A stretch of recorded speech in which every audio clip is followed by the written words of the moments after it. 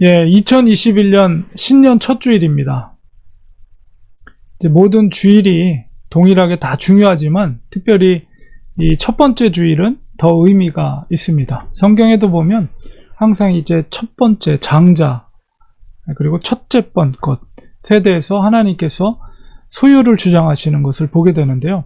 그래서 우리가 2021년 첫 번째 주일을 맞이하면서 하나님 앞에 감사로 이렇게 예배를 드립니다. 2020년 작년을 한 해를 돌아보면 사실 좋은 소식보다는 좀 슬프고 암울한 소식들이 많았습니다. 특별히 전 세계적인 팬데믹으로 인해서 많은 지구촌 곳곳에서 힘겨워하는 소식들, 그런 것들, 그리고 또 뭐 개인적으로도 주변에 많은 분들이 소천하신 소식들이 유독 2020년에는 많았던 한 해였습니다. 이렇게 새로운 한 해를 또 이렇게 시작하면서 2021년에는 우리들에게 소망과 또 희망이 되는 좋은 소식들이 많아지기를 기도합니다. 오늘 이 첫 주일을 맞이하면서 하나님의 말씀 속에서 로마서를 선택했습니다. 특별히 로마서 8장을 통해서 어렵고 힘든 현실이지만 우리가 어떻게 살 때 그리스도인으로서 참된 평안과 또 소망을 가질 수 있을지 그런 은혜를 나누고자 합니다. 오늘 본문 로마서를 보면 로마서는 성경 중에 성경이다. 성경의 핵심이며 또 복음의 진수로 이렇게 평가를 받고 있습니다. 기독교 역사 속에서도 위대한 기독교의 위인들 마틴 루터는 로마서를 통해서 나는 로마서를 통해 새롭게 태어났고 천국에 이르는 열린 문을 통과했다고 느꼈다. 이렇게 고백하고 또 개혁주의 장로교의 수요시가 됐던 장 칼뱅 프랑스에 거주했기 때문에 로마서는 성경 속에 숨겨져 있는 모든 보화들을 찾을 수 있게 해주는 입구가 로마서다. 이렇게 로마서를 평가했습니다. 그리고 현대 기독교의 큰 역할을 하고 있는 존 스타트 목사님도 로마서는 피상적인 복음주의로부터 나를 구해주었다라는 고백을 하였습니다. 이만큼 로마서가 굉장히 오늘날에도 중요한 역할을 하고 있는 것을 보게 됩니다. 이 로마서의 핵심적인 주제는 이신칭의입니다. 믿음으로 말미암아 의롭다함을 받았다는 것입니다. 그래서 바울은 특별히 이방인 선교사로서의 콜링을 받고 그 역할을 감당하였죠. 그래서 소아시아, 마게도니아 또는 아가야 지역을 돌아다니면서 많은 교회를 개척했습니다. 자, 그런데 이 오늘 본문 속에 있는 로마서는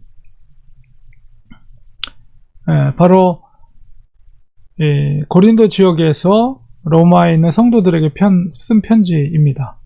여러 지역을 사도 바울이 다니면서 오랫동안 머물기도 하고 에베소 같은 경우는 3년 동안 머물렀죠.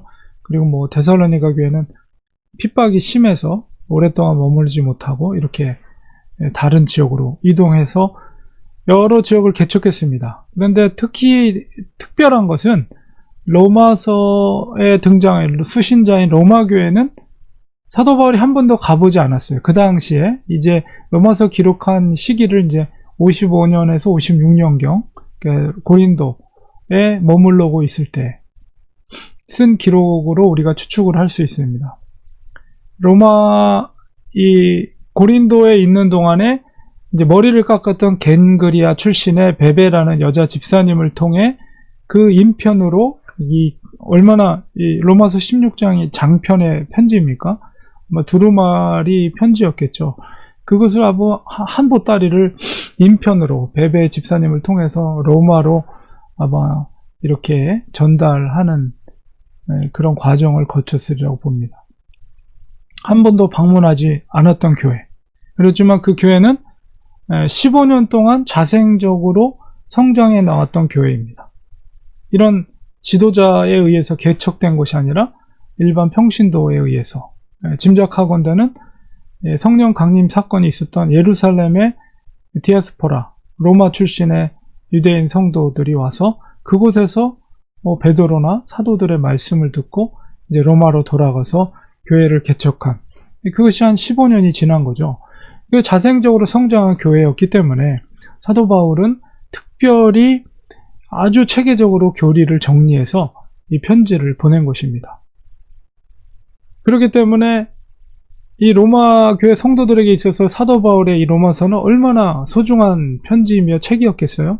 오늘날에 우리에게도 이렇게 큰 영적인 유익이 되는데 그들에게는 아무래도 더욱더 아주 유익한 보석 같은 그런 책이었으리라고 짐작이 됩니다. 우리가 로마서 전체를 우리가 살펴보면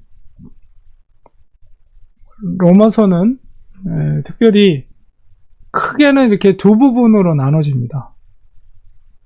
이제 이신층이라는 교리를 중심으로 해서 전반부에는 1장에서 오늘 읽었던 8장까지 이신층의 구원의 문제에 대한 교리를 설명하고 있고, 물론 중간에 9장에서 11장까지는 유대인의 과거와 현재와 미래에 대한 언급을 하고 있어요. 근데 이제 크게 이 파트까지 전반부에 포함을 시킨다면 로마서는 1장에서 11장까지, 그리고 실천적인 이신칭의를 통해서 의롭다함을 받은 성도들이 어떻게 구체적으로 살아야 될 것인가에 대한 실천적인 문제가 12장에서 나머지 16장까지, 그러니까 이렇게 두 부분으로 로마서는 구분이 될 수가 있습니다. 이신칭의의 그 핵심적인 교리적인 문제가 바로 1장에서 8장까지 기록이 되어 있는데, 1장에는 죄인의 상태, 이방인들의 죄인의 상태를 설명하고 있고, 또 2장에서는 유대인의 죄인의 상태를 설명하고 있고, 3장으로 가서는 전 인류의 죄인의 상태를 설명합니다. 그리고 이제 3장 후반부, 4장에 이르러서 이신칭의 교리를 사도 바울이 설명하고 있고, 그리고 5장으로 넘어가면 이신칭의의 결과, 믿음으로 말미암아 의롭게 된 결과가 무엇인가. 그리고 이제 6장으로 넘어가면 의인과 죄의 문제에 대해서 설명합니다. 그리고 7장에서 의인과 율법의 문제, 인간의 죄성의 문제, 이런 것들을 이야기하면서 오라 나는 공고하는 자라다, 이런 이제 자기 탄식의 소리가 이제 그 7장에 나 있고, 그 다음에 오늘 읽었던 우리 본문이 8장이죠. 로마서 8장. 이 로마서 8장은 무엇을 얘기하냐면 이신칭의를 통해서 믿음으로 말미암아 의롭다함을 받게 된 그리스도인들, 그 과정 속에서 성령님의 역할이 무엇인가에 대한 그 내용이 로마서 8장에 기록되어 있습니다. 그러니까 우리가 로마서에서 8장 하면 성령의 역사, 성령의 사역, 성령이 우리 성도들에게 무엇을 하는가, 이것이 기록되어 있는 책이다, 그 부분이다, 이렇게 우리가 이해하고 있으면, 기억하고 있으면 로마서를 이해하는 데 도움이 되고요. 그 다음에 이제 12장으로 넘어가면 그 실천적인 믿음으로 말미암아 의롭게 된 성도들이 어떻게 살 것인가, 그래서 영적 예배에 대해서 하나님에 대한 의무에 대한 것이 12장, 그리고 이제 12장 3절에서 21절에 교회와 사회에 대한 의무, 성도의 의무, 타인과의 실제적인 삶을 어떻게 살 것인가, 그리고 이제 13장으로 넘어가면 국가, 사회에 대한 권세에 대한 입장, 그 의무에 대한 기록, 그리고 13장 9절에서 14절까지는 율법의 완성으로서의 사랑에 대해서, 이웃에 대한 의무를 얘기하고 있고, 그 다음에 14장에 보면 본질과 비본질의 문제, 신앙 상태에 따른 원리의 적용, 그러니까는 고린도전서에서도 얘기했던 이방이 그 우상에게 드렸던 음식을 먹느냐 먹지 않느냐, 이런 문제라든가 이런 것들, 비본질적인 문제, 본질적인 건 무엇이냐, 비본질적인 건 무엇이냐, 이런 이야기들. 15장으로 넘어가면 이제 그리스도의 모범을 본받는 성도, 서로가 받아들이는, 성도를 받아들이는 그런 이야기. 그다음에 이방인의 소망이 15장 13절, 15절 13절에, 그리고 마지막 인사 부분, 이런 식으로 로마서가 크게 전체적으로 구성이 되어 있습니다. 그래서 우리가 읽었던 오늘 본문 속에 로마서 8장의 부분이 바로 이제 성령님에 관한 말씀이다 라는 것을 여러분이 이해하면서 오늘 본문을 살펴보려고 합니다. 오늘 본문 속에서 그리스도인이 꼭 기억해야 될 영적인 원리를 우리가 깨달을 수 있어요. 특별히 이제 5절, 6절에서 그리스도인이 평안과 소망을 가질 수 있는 영적인 원리를 바울이 말하고 있습니다. 여기서 바울은 육신을 따르는 자 이렇게 표현되어 있는데, 육신이라는 것이 이제 헬라어 사르크스라는 말을 쓰는데요. 이거는 이제 한글로는 육신이라고 이렇게 번역했지만 이제 영어 성경에는 육체의 본성이다. 육체의 본성을 따르는 자는 육신의 일을, 그리고 영을 따르는 자는 영의 일을 생각한다. 그래서 영이라는 것은 헬라어로 표뉴마라고 그러는데요. 그냥 영이라고 번역되어 있지만 성령을 표현할 때도 이 푸뉴마라는 헬라어를 써요. 그래서 영을 따른다는 것은 바로 성령을 따르는 자, 그리고 육체의 본성을 따르는 자, 이렇게 대비를 이루고 있죠. 그래서 일단은 1차적으로 이 본문 속에서 바로 인간은 영적인 존재다 라는 것을 우리가 깨달을 수가 있어요. 그래서 먼저 우리는 육과 영의 차이를 이해할 필요가 있습니다. 물론 영은 혼도 포함된 3분설로 설명하면 영혼 이렇게 되어 있는데, 어쨌든 영과 육을 구분할 때 그 차이를 이해할 필요가 있어요. 영과 육의 가장 이렇게 쉬운 구분점은 우리 눈에 보이느냐 보이지 않느냐 이렇게 나눌 수도 있습니다. 보통 사람들이 이 눈에 보이는 것을 믿으려고 하죠. 너가 봤어? 나한테 보여줘. 그러니까 그거를 보여줘야지, 눈으로, 우리 육신의 눈으로 봐야 그게 믿을 수 있다. 사람들이 그렇게 얘기를 해요. 근데 사실 일반적으로 눈에 보이는 것보다 보이지 않는 것이 더 많습니다. 오늘날 이제 코로나 바이러스, 우리 눈에 보이지 않죠. 만약에 우리 눈에 보인다면 얼마나 쉽습니까? 눈에 보이니까 저기 근처로 가면 안 되겠구나, 저기 바이러스가 눈에 보이네, 이렇게 할 수도 있잖아요. 근데 우리 눈에 보이지 않는 세상이 얼마나 많은지 몰라요. 물론 바이러스도 뭐 전자현미경으로 보면 보일 수는 있겠죠.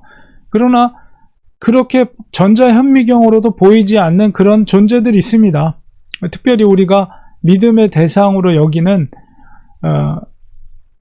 그 하나님이라든가 성령님, 이런 존재들, 믿음, 이런 것들을 우리 눈에 절대 보이지 않아요. 그런데 바울은 이렇게 눈에 보이지 않는 영적인 것이 육적인 것보다도 더 중요하다는 것을 오늘 본문 속에서 말하고 있고요. 특별히 이제 5절 후반부에 영의 일을 생각한다라는 그 단어, 헬라어 단어가 이제 어떤 의미를 담고 있냐면 애정을 가지다, 즐겁게 하다, 찾다, 이런 의미를 갖고 있거든요. 그래서 육신의 본성을 따르는 자는 육신의 일에 더 애정을 갖고 더 그것을 찾고, 그런 의미가 담겨져 있고요. 영을 따르는 자는 영을 기쁘게 하는 것을 따른다라는 의미를 담고 있습니다. 여기서 영이라는 것은 아까도 말씀드린 것처럼 푸뉴마, 성령을 생각할 수가 있는 것이죠. 6절 후반부에 육신의 생각, 육체의 본성의 생각, 마음에 가진 것은 사망이다, 이렇게 6절 후반부에, 전반부에 말하고 있습니다. 왜 육신의 생각이 사망이 될까요? 그것은 이 땅에서 육체는 영원하지 않기 때문입니다. 눈에 보이는 육체의 본성인 그 쾌락을 쫓는 것은 이 땅에서의 즐거움을 쫓는 것입니다. 육신의 본성, 육체의 본성을 따른다는 것은 구체적으로 어떤 삶을 의미합니까? 일체적으로는 우리가 육체의 본성, 그것은 생존이죠. 그리고 또 우리의 육체의 안전, 이런 것을 추구해요. 우리가 가난하고 헐벗고 힘들 때는 그것을 위해서, 먹을 것을 위해서 이렇게 노력하면 살아가지만, 사실 우리 미국이나 한국 같은 경우 지금 먹고 사는 문제 때문에 정말 그 문제가 되는 사람들이 아주 뭐 많지는 않잖아요. 대부분이 그런 것 때문에 그 문제가 되진 않아요.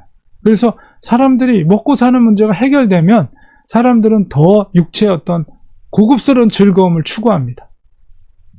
좀 더 나에게 편안한 안락을 줄 수 있는 좋은 집을 갖기 위해서, 좋은 자동차, 좋은 옷, 좀 더 좋은 음식, 내 몸을 즐겁게 하고 기분을 좋게 하는 것들을 추구하죠. 그런데 문제는 그런 것들이, 그런 삶이 영원할 수 없다는 거예요. 육체는 결국 이 땅에서 한정된 삶을 살 수밖에 없습니다. 그래서 성경은 육신의 생각의 결과는 사망이라고 말하는 거예요. 어느 누구도, 아무리 돈이 많은 사람도 죽을 수밖에 없어요. 죽음의 그 권세를 넘어설 수 있는 사람은 없고요. 죽을 때 그 모든 것을 가져가는 사람은 없습니다. 그렇기 때문에 육체의 본성을 계속 추구하는 것은 그것 끝에는 결국 죽음이 기다리고 있다는 것입니다.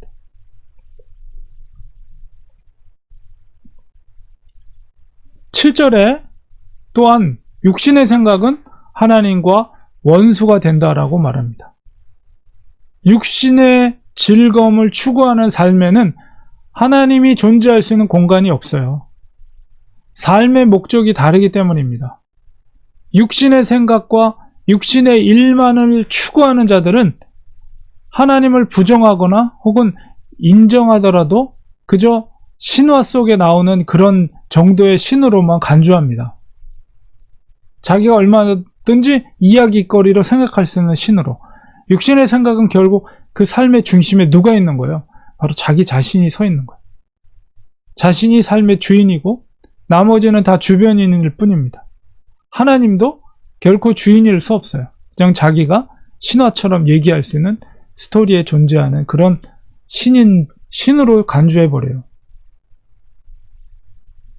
삶을 자기 중심적으로 사는 사람들 중에 매우 신사적인 사람들도 있습니다.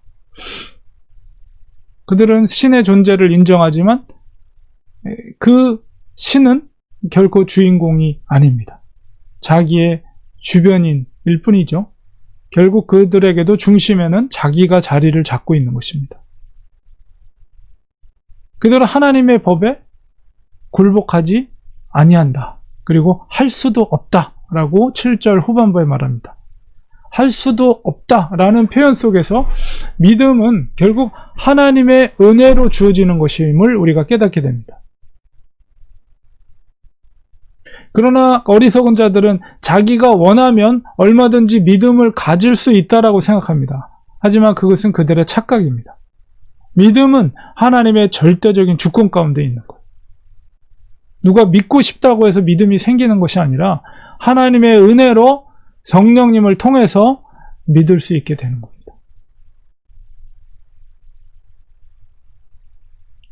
그리고 8절에 보면 이렇게 육신에 있는 자들은 하나님을 기쁘시게 할 수 없습니다. 우리가 영을 따를 때, 성령을 따를 때 기쁘게, 하나님을 기쁘게 드릴 수가 있습니다.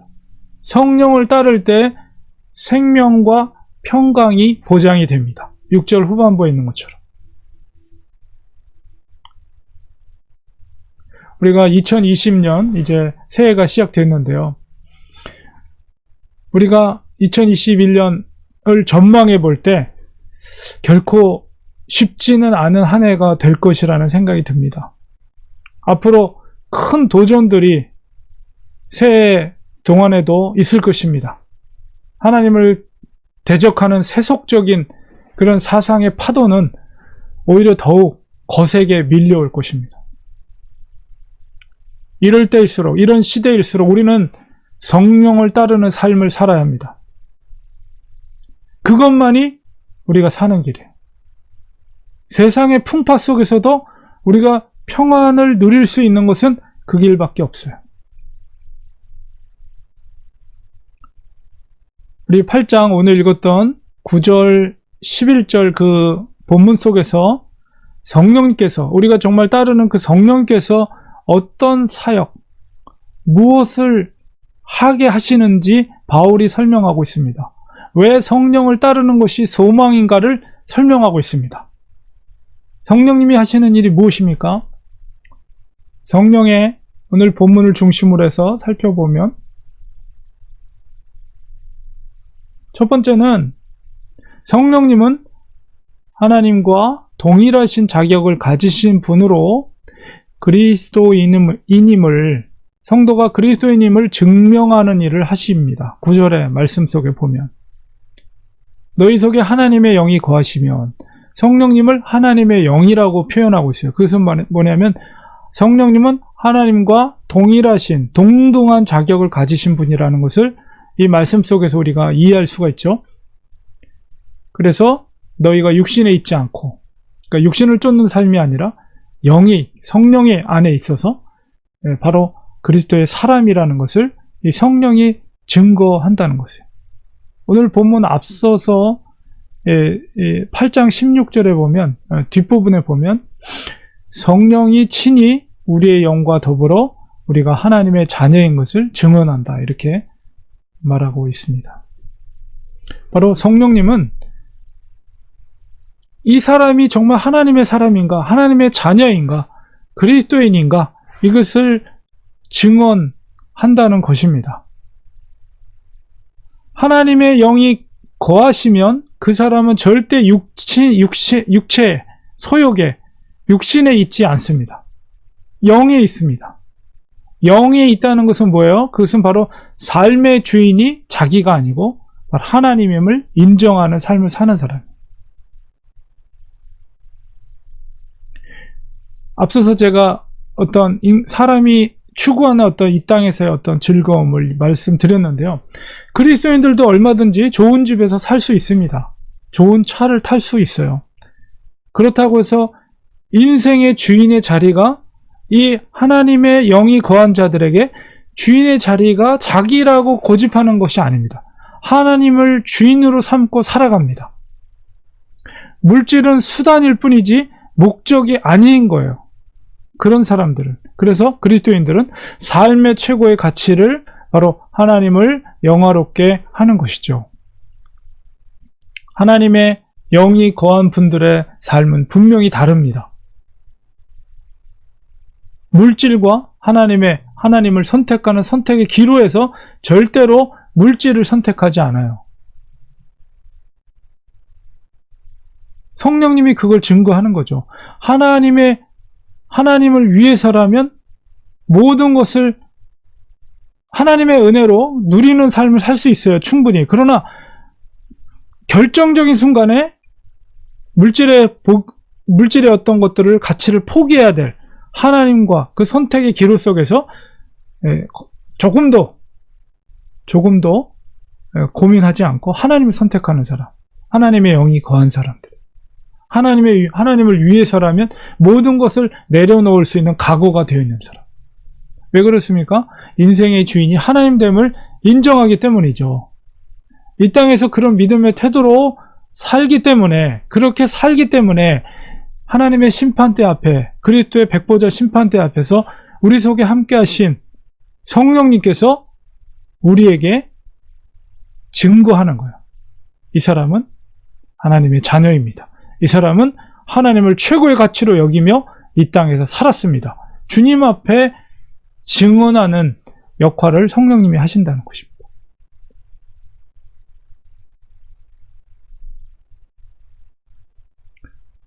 우리 그리스도인이라면 이 속에 하나님과 동등하신 그 성령님이 함께 하신다는 것을 우리는 확신을 가져야 돼요. 두 번째로, 성령의 역할은 그리스도와 동일한 자격을 가지신 분으로 영을 살리는 일을 하십니다. 우리 오늘 읽었던 10절에 보면 그리스도께서 너희 안에 계시면, 여기서는 앞서 9장에서는 하나님의 영이라고 표현되어 있지만 10절에서는 그리스도께서라고 말하고 있어요. 뭐냐면 바로 성령님을 그리스도와 동일한, 동등한 분으로 그렇게 평가하고 있는 거죠. 그래서 너희 몸은 죄로 말미암아 죽은 것이나 영은 의로 말미암아 살아있는 것입니다. 그리스도로 말미암아, 예수 그리스도의 성령으로 말미암아 영이 의롭다함을 받는다. 결국은 구원을 받는다. 생명을 얻게 된다. 그러므로 성령님은 생명을 살리는 역할을 하는 것임을 우리가 알 수가 있습니다.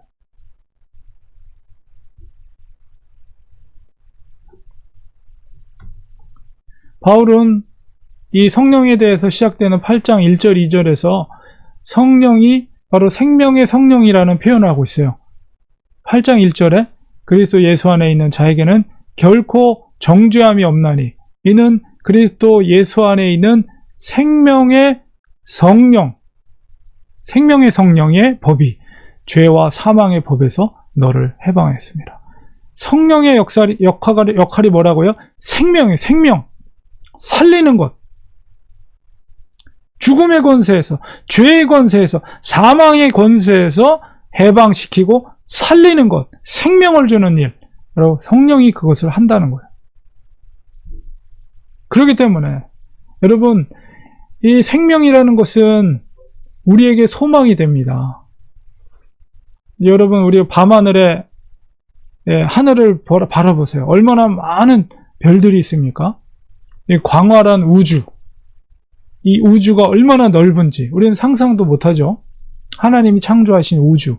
근데 그 광활한 우주가 아름답지만, 그러나 한편으로는 그 넓은 우주 속에 풀 한 폭이 생명이 없다고 생각하면 얼마나 우리를 안타깝게 합니까? 그만큼 이 지구라는, 하나님의 생명체가 존재하는 지구라는 이 별이 하나님의 축복을 받은 거예요. 하나님의 이 우주의 그 넓은 우주 속에 생명체가 존재하는 이 지구, 얼마나 소망이 있는 것입니까? 생명이라는 것은 우리에게 그만큼 소망이 돼요. 생명 자체가 소망이죠. 그런데 이 성령님은 이 생명과 직결되어 있는 거예요. 성령님은 우리를 죄로부터 자유케 하시고 생명으로 우리를 구원해 주셨습니다.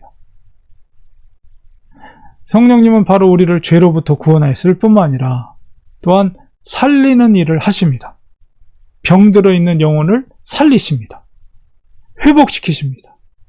이렇게 우리 영을 살리는 일을 하시는 분이 성령님이에요. 그렇기 때문에 우리가 성령을 쫓는 삶을 살아야 될 그런 이유가 되는 것이죠. 우리의 영이 게을러서 죽어가고 있다면 우리는 성령님께 부르짖어야 합니다. 성령님은 살리는 일을 하시기 때문에 그래요. 잠자는 영혼을 깨우는 일을 합니다. 우리를 살립니다. 왕성하게 하나님의 일을 감당하기 위해서는 이 살리는 영이신 성령님을 우리가 의지할 때 그 속에서 진정한 소망을 가질 수가 있게 되는 거예요. 우리 눈에 보이는 육신은 마지막은 죽음이에요. 그러나 우리의 영은 영원한 것입니다. 그런데 그 영을 살리는 일을 하시는 분이 성령님이라고 할 때 우리가 성령을 쫓아야 되는 거예요. 이 땅에서 정말 우리의 영이 살아서 성령님의 역사를 통해서 왕성하게 주님의 일을 하는 것, 그리고 이것이 그리스도인이 이 땅에서 존재하는 목적이며 사명인 것이죠. 세 번째로, 성령님의 역할은 예수님을 부활하게 하신 것처럼 그리스도인을 부활하게 하십니다.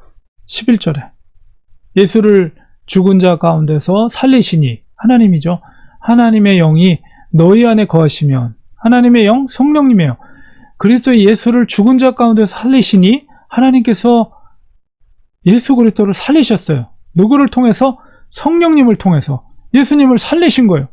그래서 그 살리신 하나님이 너희 안에 거하시는 그의 영으로 말미암아, 하나님의 영 성령님으로 말미암아 너희 죽을 몸도 살리시리라. 할렐루야. 성령님은 또한 하나님의 뜻을 따라서 예수님을 죽음에서 살리셨죠. 그와 같이 최종적으로 하나님의 뜻에 따라 성도들의 몸도 살리실 것입니다. 그 살아난 몸은 뭐예요? 우리의 썩어질 육체의 몸이 아니라 예수님의 부활의 첫 열매가 되신 그 살아계신 하나님 보좌에 계신 그 새로운 몸을 입고 성령님께서 우리를 살리게 하신다는 거예요. 우리 부활이라는 것은 그리스도인들에게는 소망이죠. 축복이에요.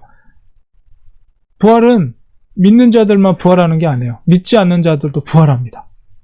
그 부활은 죽지 않는 몸이에요. 근데 그 믿지 않는 자들의 부활은 뭡니까? 영원히 꺼지지 않는 형벌, 불에 타게 될 저주의 부활인 거예요. 그러나 우리 그리스도인들에게는 이 부활은 무엇입니까? 영원히 영생을 이루는 하나님의 나라 천국에서 영원히 살게 될 왕노릇하며 예수 그리스도가 받게 될 그 하나님의 자녀의 그 유업을, 왕의 유업을 물려받으면서 영원 누리며 살게 될 그 축복된 부활이라는 거예요. 그렇기 때문에 그리스도인들에게 이 부활은 우리에게 너무나도 소중한 소망이라고 말하지 않을 수 없는 것입니다. 이 부활은 기쁜 소식이에요. 성령님이 우리의 몸을 거룩한 몸으로 부활하게 하실 것입니다. 영원히 늙지 않고 병들지 않고 죽지 않는 부활의 몸으로 우리를 살리실 것입니다. 우리가 이렇게 성령의 하시는 일들을 통해서 성령님은 성도의 과거와 현재와 미래의 일들을 행하시며 도우시는 분임을 우리가 알 수가 있습니다. 우리의 중심에 하나님의 영이 중심에 계시다면, 또 그리스도의 영이신 성령께서 계심을 우리가 믿는다면 우리는 소망과 평강을 누릴 수 있습니다. 성령님은 또한 어떤 에너지가 아니에요. 성령님은 인격적인 하나님이십니다. 그러므로 우리가 그분을 항상 우리의 구체적인 삶 가운데 초대하시기 바랍니다. 그분께서 일하실 수 있도록 우리의 몸과 마음과 우리의 혼을, 영혼을 그분께, 그 인격적인 성령님께 맡기시기 바랍니다. 우리가 성령님의 거룩한 도구가 될 수 있도록 우리는 계명을 순종하는 삶을 살아야 합니다. 하나님은 살아계시며 우리를 고아와 같이 이 땅에 그냥 내버려 두시지 않으셨어요. 왜 그렇습니까? 성령님을 우리에게 보내주셨습니다. 주님께서 승천하실 때 제자들에게 뭐라고 말하셨습니까? 내가 세상 끝날까지 너희와 항상 함께 할 것이다. 그럼 바로 성령님의 약속인 거예요. 성령님을 우리와 함께 하시게 하신 것이죠. 그리스도인은 이렇게 성령님을 의지할 때 참된 평강과 소망을 가질 수가 있습니다. 그리고 또한 하나님을 기쁘게 해드릴 수가 있습니다. 결론을 맺겠습니다.